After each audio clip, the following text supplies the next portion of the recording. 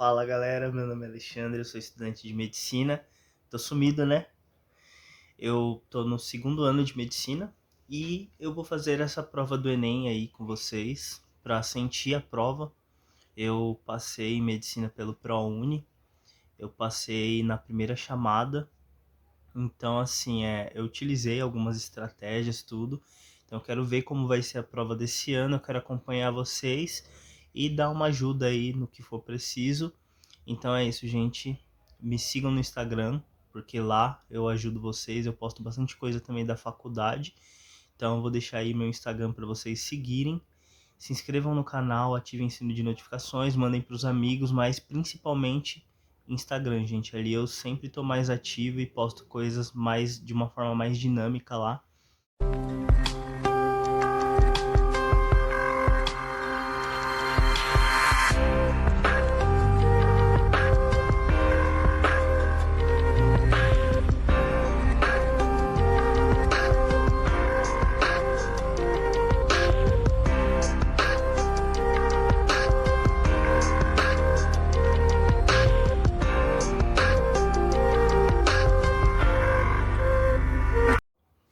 O vídeo que eu vou fazer hoje, ele basicamente é um vídeo para que conforte vocês, para que vocês fiquem mais tranquilos. Eu sei que tá rolando aí uma série de crises aí na prova do Enem, mas não pensem muito nessa questão. Só pensem no que vocês fizeram até aqui, o que vocês se dedicaram. Quem pegou e se empenhou nesse ano mesmo, que é a primeira vez, vai lá para ficar de boas, faz a prova, tenta não ficar nervoso. Eu sei que é uma coisa impossível de acontecer, mas só tenta fazer a prova e colocar o que vocês trabalharam nessa prova, porque do tempo que eu presto, né, o que eu notei que me prejudicava muito, isso daí serve também para o pessoal que está há muito tempo prestando, era justamente eu mudava todas as minhas formas de estudar, eu mudava. Em alguns anos eu lembro que eu estudei no cursinho, em outros anos eu lembro que eu estudei sozinho, então, e mudava a forma, focava às vezes mais em exercício, eu focava às vezes mais em teoria. Então assim, eu perpassei por muitas formas de estudo e eu notei que o problema ao longo do tempo não era conteúdo, o problema acabou sendo mesmo nervosismo, acabou sendo a questão do amparo familiar também, mas principalmente a questão do nervosismo pesou bastante para mim.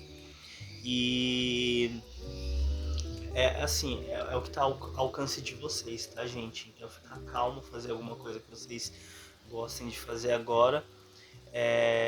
Vai dar tudo certo, tá? Porque o que eu posso dizer para vocês com convicção, e é impressionante isso, até no ano que eu passei eu notei que isso é muito verdade, as coisas podem estar totalmente contra você.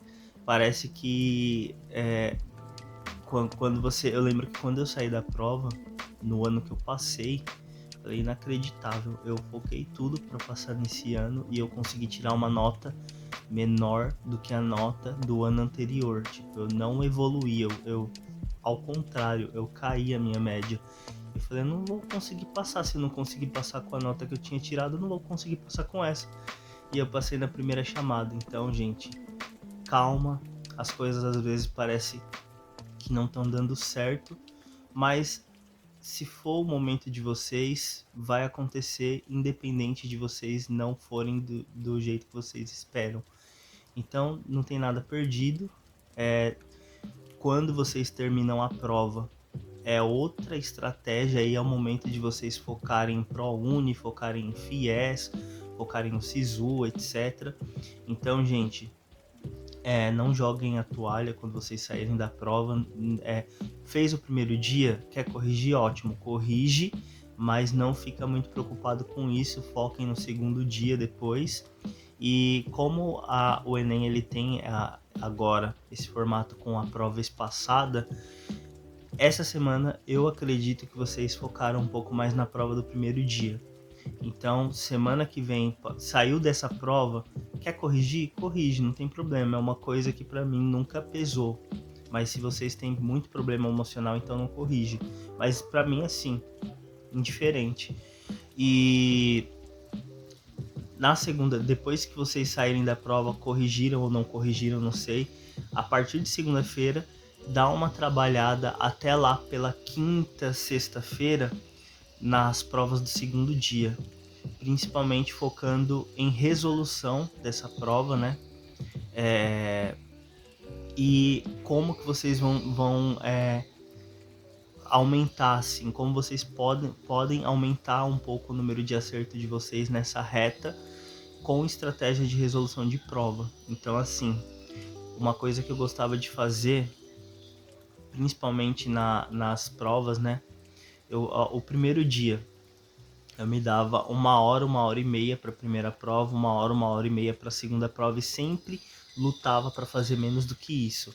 O primeiro dia eu fazia direto, assim, eu começava por ciências humanas e depois ia para linguagens. E, aliás, eu começava a prova por redação. Mas no ano que eu passei, foi o ano que eu comecei ao contrário, né? Eu comecei por humanas, porque eu vi que o tema da redação era um tema que eu achei complicado. Então eu comecei por ciências humanas, depois eu fui para linguagens e depois eu fiz a redação. Se eu não me engano foi isso, tá, gente? Mas beleza, dá para fazer das duas formas. É o que vocês confiarem mais. No segundo dia, o que eu gostava de fazer?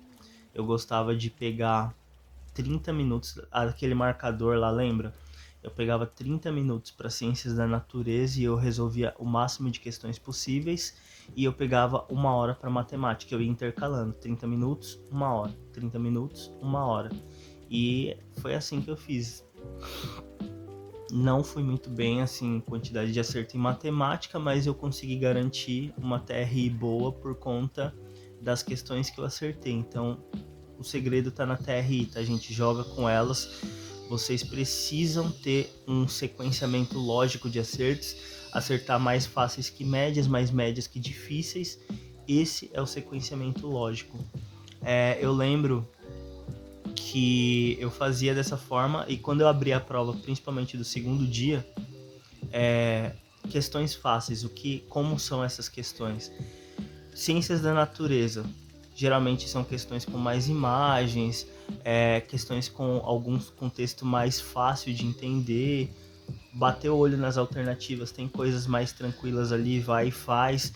E questões mais difíceis, geralmente elas têm cálculo. Às vezes até aquelas questões que elas são muito monstruosas na característica delas, vocês olham aquele texto grande, aquele monte de informação, às vezes é uma coisa só para assustar e vocês vão ver, não é uma questão difícil. Então, vejam direitinho essa questão aí, essa parte, para ciências da natureza assim, né? Questão mais, as questões mais fáceis, focar nelas.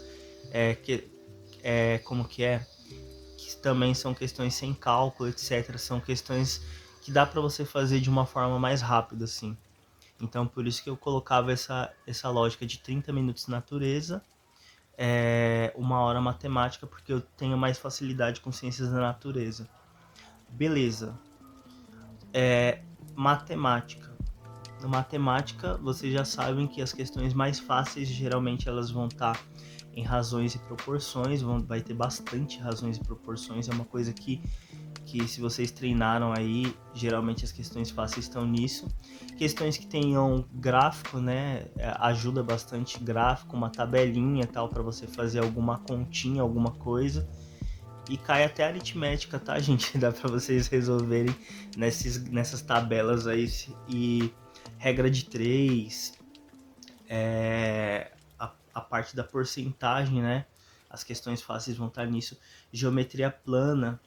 Geometria espacial pode aparecer questão fácil, não envolvendo cálculo, envolvendo mais uma noção espacial mesmo, de você observar a figura e saber mais ou menos como você encaixa alguma coisa, ou saber o nome daquela figura, etc.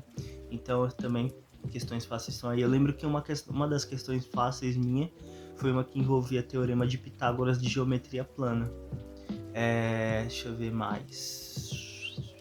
Funções, gente. Funções de primeiro grau e até de segundo grau, dependendo da função. Então, também vai aparecer, mas principalmente de primeiro grau, eu acho, assim, envolvendo até alguma continha, alguma coisa lá para vocês resolverem.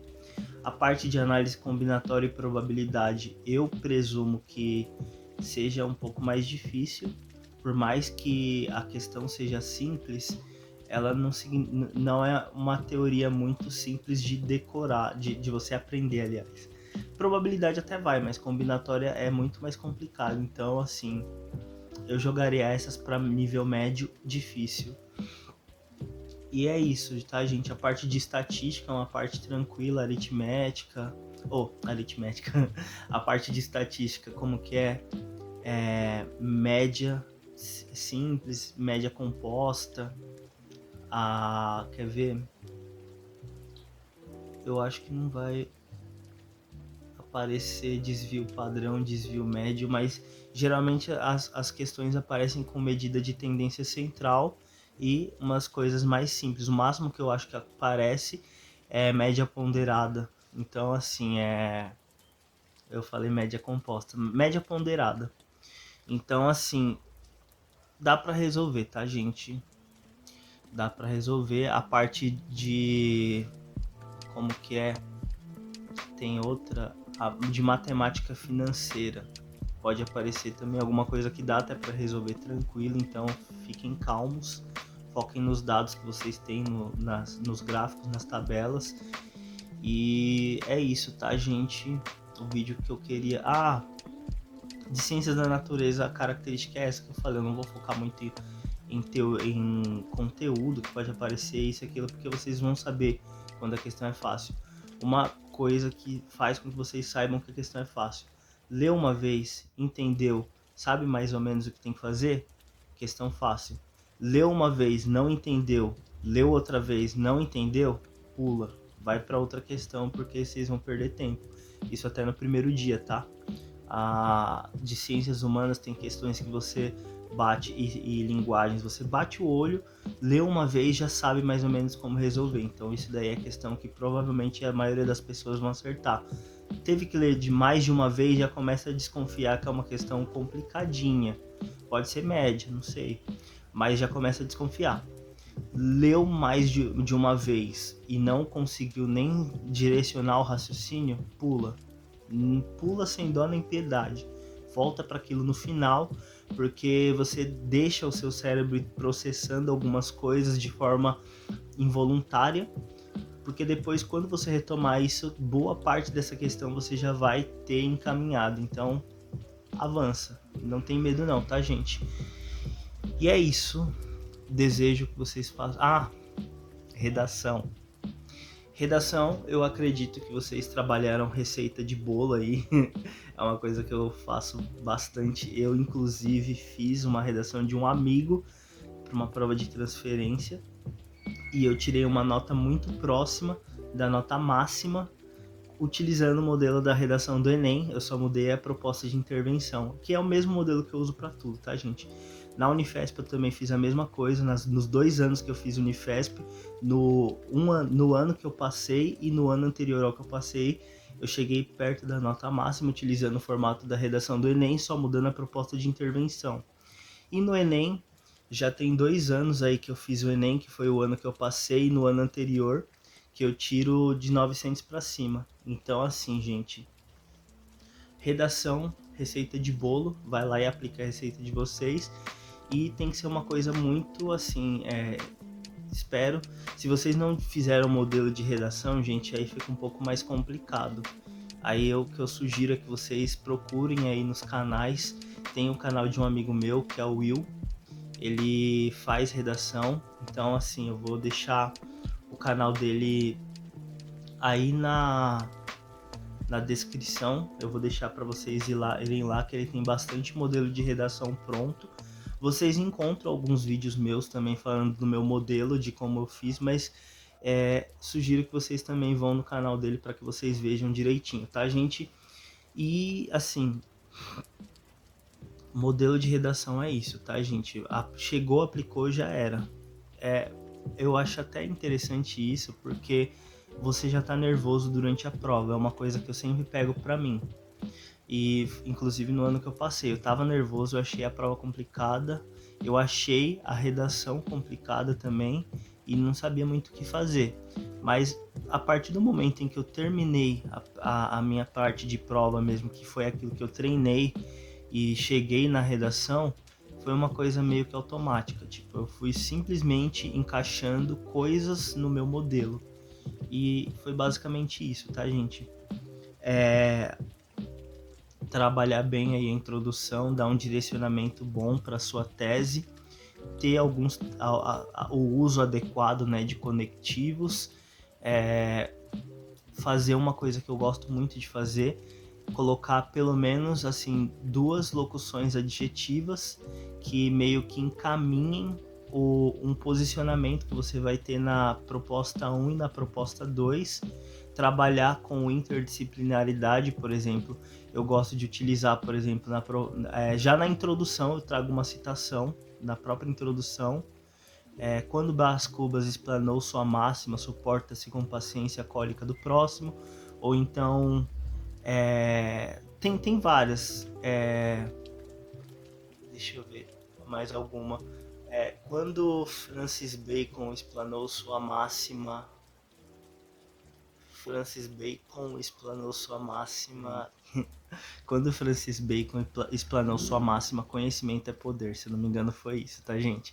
Quando eu ia falar alguma coisa de ciência, etc. Então, beleza. Na proposta 1, às vezes eu gostava de utilizar história, conhecimento de história, geografia, ou então sociologia, filosofia, etc. E na proposta 2 eu gostava de geralmente trazer alguma coisa que fosse da literatura, ou então que fosse de conhecimento científico propriamente dito, sei lá, algum artigo que eu li, ou então alguma coisa, sei lá, alguma frase de algum. Tinha uma de Lavoisier: na natureza nada se perde, nada se perde, nada se cria, tudo se transforma. Ia lá e explanava alguma coisa. Mas não é solto, tá, gente? Eu falando assim parece que tá solto, mas não é solto, tem que fazer sentido. Ou então de algum livro que eu li também, sei lá, Asimov, ou então Sapiens, do Harari, né? Ou algum livro do próprio Brás Cubas, quando eu não utilizava ele uma citação dele na introdução, ou qualquer outro livro que eu li, tá, gente? Ou música, eu gostava também de usar música, principalmente as músicas do Chico Buarque. Então sempre tem alguma música do Chico Buarque que dá para encaixar em alguma coisa. E é isso, eu tentava trazer essa interdisciplinaridade. E na proposta de intervenção, também modelo, né, receita de bolo. Então aí cada um faz a proposta da sua forma, mas tem que ter os elementos básicos, né, de uma proposta de intervenção. E é isso, tá, gente? E o que eu fazia além dos elementos básicos da proposta de intervenção? Isso é uma coisa que deixa o seu texto original. É uma coisa que fala, ó, eu sei fazer redação e eu sei fazer links na minha redação. Eu sei fazer retomadas na minha redação. Na proposta de intervenção, se eu citei lá em cima, suporta-se com paciência a cólica do próximo, uma frase do Brás Cubas, na proposta de intervenção no finalzinho eu coloco contrariando a ideia a ideia egocêntrica de Brás Cubas, por exemplo, alguma coisa que fizesse referência ao que eu citei na introdução ou em algum momento do texto, para fazer link, principalmente na introdução, na minha tese. Então essa retomada ela fecha um ciclo. Então mostra para o examinador que você, além de saber o que você está fazendo, além de saber utilizar conectivos, além de saber articular, você também sabe fazer retomada, você também sabe refutar alguma coisa ou então enfatizar alguma coisa que você colocou ali na sua tese. E também tem outra coisa, tá, gente? Formato dos parágrafos tem que ter um formato padrão, principalmente do como que é? Ai, caramba, principalmente da sua... Nossa, eu esqueci, gente, o nome do negócio. Ah, lembrei. Principalmente do seu desenvolvimento 1, principalmente do seu desenvolvimento 2. Porque tem que ter um começo, um meio e um fim. E como você demarca essa trilha, né? Você demarca com conectivos. Então, quando está chegando no final, que você vai fazer uma retomada, é que você vai fazer mais ou menos uma conclusão do que você colocou lá no início do seu desenvolvimento, você utiliza um conectivo conclusivo, depreende-se, etc. Depreende-se do que foi dito, etc. Blá, blá, blá. Mas tem que ter um conectivo que demarque conclusão. É conclusão de período, né, gente? Então é basicamente isso. E eu gosto de fazer isso nas minhas redações e eu vou fazer de novo. E quando eu terminar as minhas provas, eu vou trazer aqui para comentar para vocês, para comentar tudo direitinho o que eu achei da prova, para falar de questões, talvez, não sei se vocês quiserem também, para dar dicas, né, para vocês para o segundo dia. E principalmente quando eu passar tudo isso, como vocês vão se portar, como vocês vão meio que estimar as notas de vocês, que é uma coisa que eu gosto muito de fazer, de estimar as minhas notas. Eu já usei vários aplicativos, várias plataformas na web para calcular, plataformas gratuitas, né? Para calcular e estimar mais ou menos a nota que eu tiraria.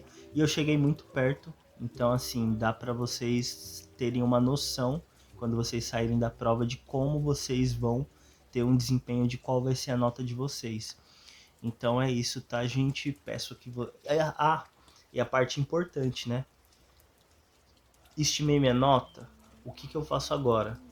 Aí tem todo o preparo, né, de entender como funciona o ProUni, entender como funciona o SISU, entender como funciona o FIES, etc. Para que vocês, quando participem, não percam a vaga de vocês, porque não é só fazer a prova, não é só tirar nota. Depois tem a estratégia para que vocês garantam a vaga de vocês. Então, fiquem no canal, tá, gente? Porque vai ter muita coisa aí. E óbvio, né, coisas também da faculdade, porque eu faço medicina. Mas uma coisa que eu peço muito para vocês é se inscrevam no canal, ativem o sino de notificações e me sigam no Instagram, porque eu posto muita coisa no Instagram, principalmente da faculdade. Se vocês quiserem conversar comigo em algum momento lá, sigam no Instagram, porque eu sou muito mais receptivo ali e eu tô muito mais ativo naquela plataforma. Então, é nóis, tá, gente? Peço que vocês se inscrevam aí, sigam no Instagram. Sucesso, boa prova, fica tranquilo, vai dar tudo certo para vocês. Se não der, infelizmente, não é o fim do mundo, porque eu já passei por isso, eu consegui me recuperar. E até em anos que eu achei que eu não passaria, aliás, até no ano que eu achei que eu não passaria, eu consegui passar. Parecia que tudo tinha dado errado e ainda assim eu consegui passar. Então, calma, gente, fica de boas, vai dar tudo certo. Descansa agora, relaxa. Amanhã vai ser outro dia, como diria o Chico Buarque. Vai dar tudo certo para vocês. Sucesso, abraço, tchau!